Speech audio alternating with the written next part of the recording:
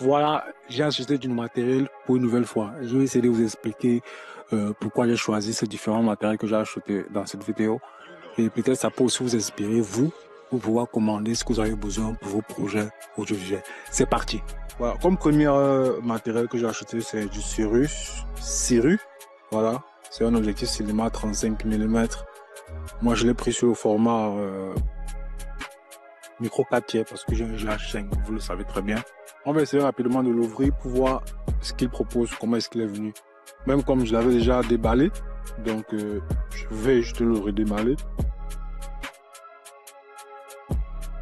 Là, on a l'objectif ici. Lui vient dans un plastique assez bien conservé et la qualité de fabrication, je peux dire que c'est excellent, c'est bien.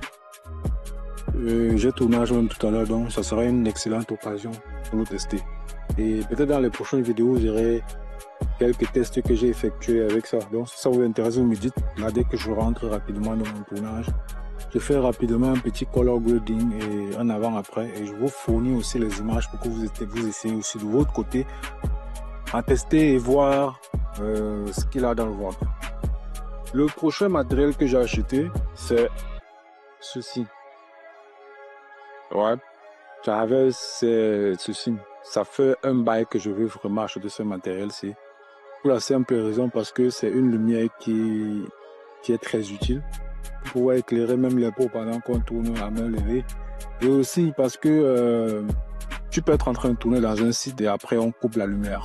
Je sais que c'est peut-être un peu bizarre pour vous, mais chez nous en Afrique, on coupe franchement le courant. Donc je pense que c'est l'une des raisons pour laquelle j'ai préféré acheter ça.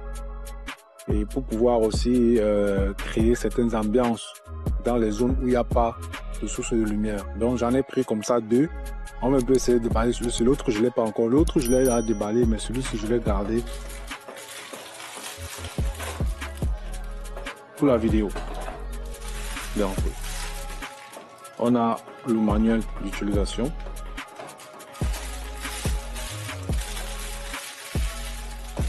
Hop, on fait des coups.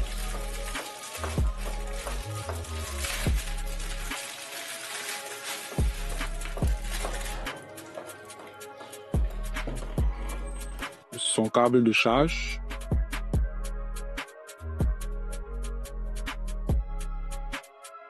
Ça c'est une petite sangle pour accrocher dessus.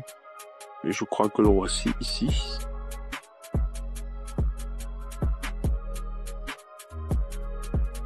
Waouh. On va essayer de l'allumer, voir ce qu'il propose.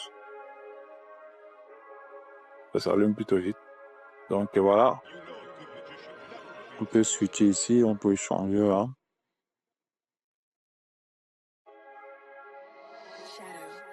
Ça sera très pratique pour travailler des scènes comme par exemple des clips dans lesquels par exemple vous voulez faire une scène avec un véhicule et vous voulez que l'intérieur du véhicule s'illumine.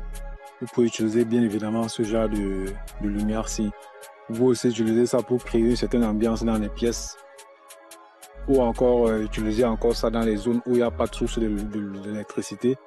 Utilisez ça pour éclairer vos scènes si vous avez comme ça. Il y a des grands modèles et moi justement je sais que j'ai choisi de prendre les petits modèles. Juste à cause du budget mon frère, c'est pas facile. Mais sinon il y a les très grands modèles que vous pouvez utiliser et la batterie dure vraiment des heures. Donc je vous le recommande vivement. Là, je vais l'éteindre. L'un des accessoires encore que j'ai pu payer, qui m'a fallu absolument payer, c'était ce cordon-ci. Parce que comme vous le savez tous, j'ai mon Atomos Ninja depuis près d'1 an et demi. Et j'ai utilisé plusieurs types de câbles dessus. Et ces câbles ne tenaient pas. Je ne parvenais pas à faire du ProRes RAW avec ces câbles-là. Donc du coup, il m'a été impératif de pouvoir commander ce câble-ci pour pouvoir enregistrer en ProRes RAW sur mon GH5S. Parce que ça ne sert à rien d'avoir tout ce qu'il faut comme matériel. Mais si tu n'as pas les accessoires pour les utiliser, ça ne sert à rien mon frère. Donc c'est pour ça que j'ai pris ce câble-ci. Il ne coûte pas trop cher. Il ne coûte pas trop cher.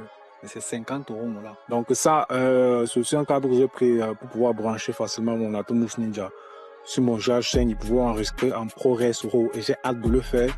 Comme je vous l'ai dit, j'ai un tournage tout à l'heure. C'est là. Donc les images que je vais tourner, je pense que je vais rentrer les étalonnés et mettre rapidement à votre disposition pour que vous aussi vous essayez de tester. Ceux qui n'ont pas encore travaillé sur les images ProRes RAW, Ça sera une occasion pour vous. Si ça vous intéresse, faites-le moi tout simplement savoir dans les commentaires. Le dernier accessoire que j'ai pris, c'est ceci. C'est cette lumière-ci, les amis. J'ai essayé de constituer un petit setup de lumière pour pouvoir tourner tous mes clips et projets vidéo sans toutefois faire appel à un locataire, parce que c'est bien d'avoir son petit matériel pour pouvoir être créatif et évoluer en vidéo. Mais n'oubliez pas qu'on ne peut pas avoir tout le matériel, parce que si il faut avoir tout le matériel vidéo, ça coûte vraiment un bras. Donc si tu peux avoir les moyens de t'offrir ne serait-ce que le minimum pour pouvoir travailler en solo, vas-y, c'est bien. Mais n'oublie pas que tu seras toujours appelé à lever du matériel quand tu seras appelé à faire des projets ou des prestations avec un gros budget surtout.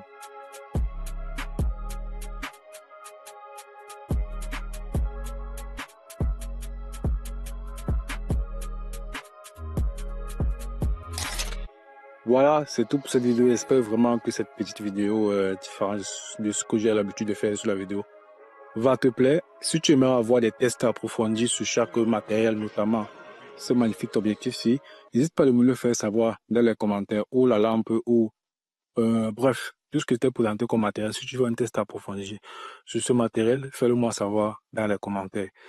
N'oubliez pas de visiter la boutique en ligne pour pouvoir soutenir la chaîne et vous procurer tout ce dont vous avez besoin pour gagner en temps lors de vos différents montages.